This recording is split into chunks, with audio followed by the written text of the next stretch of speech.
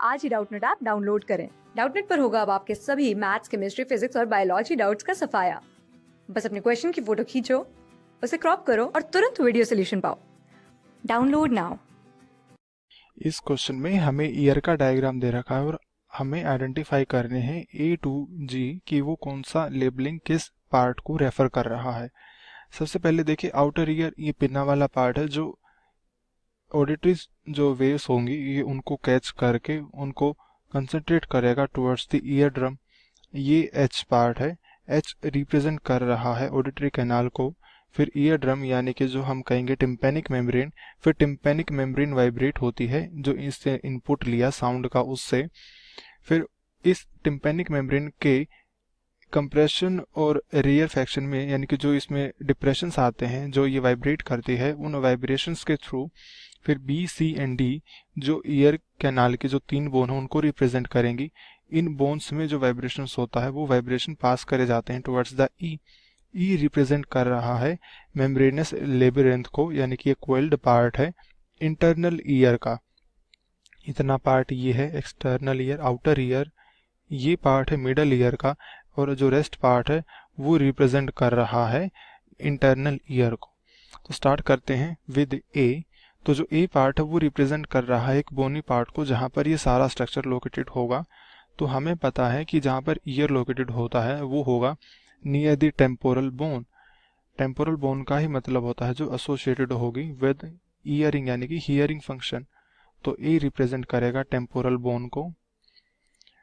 फिर ए से जाते हैं बी में, तो बी सी एंड डी ये रिप्रेजेंट कर रहे हैं ईयर कैनाल में जो तीन बोन्स होती हैं उनको।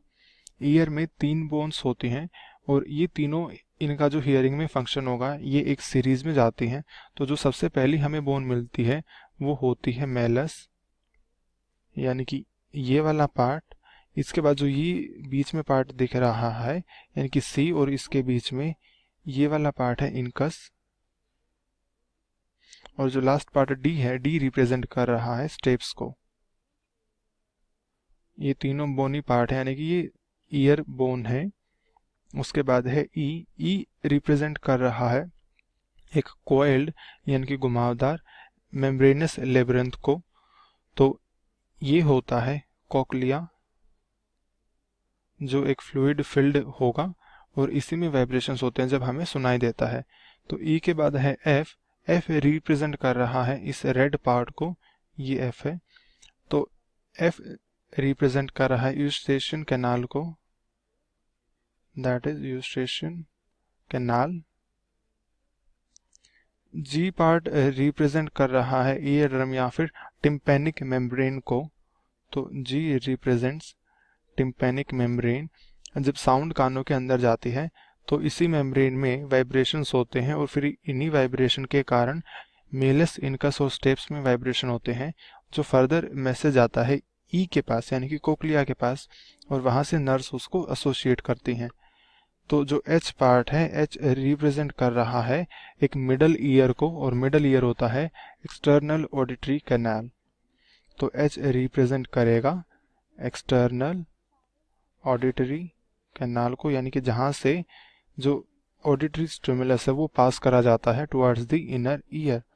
तो H represents external auditory canal. तो इस क्वेश्चन का जो सही आंसर होगा वो होगा ऑप्शन नंबर ए। क्लास 6 से 12 से लेके नीट, IIT, JEE मेंस और एडवांस के लेवल तक 10 मिलियन से ज्यादा स्टूडेंट्स का भरोसा। आज ही डाउनलोड करें डाउटनेट ऐप या व्हाट्सएप कीजिए अपने डाउट्स 8400 400 400 पर।